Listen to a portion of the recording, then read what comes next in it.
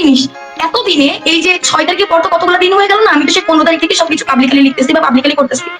এতদিন কিন্তু আমাকে নিয়ে এরকম স্লাট শেমিং হয় নাই, আমার ড্রেস আপ নিয়ে এরকম শেমিং হয় নাই, কিছুই হয় না। কারণ পাবলিক তো এতদিন আমাকে দেখছিল, আরো বেশি দেখছিল। আমি বলবো ইন্টারনেট শাটডাউনের পর তারা আমাকে আরো বেশি দেখছিল, কারণ আমার ফেসটা রিভিল হওয়ার পরে ইন্টারনেটটা বন্ধ হয়ে যায়। তো এতদিন মানুষের আমার এগুলাকে নিয়ে প্রবলেম হইলো না, আজকেই প্রবলেম হইলো।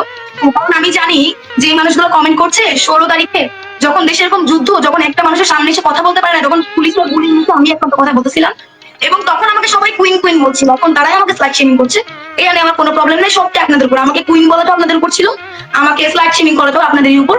এটা যদি আপনাদের মনে হয় যে আপনাদের অ্যাঙ্গার, আপনাদের আপনাদের আমার উপরে ক্ষোভ মিটতেছে, আপনারা এটা করেন।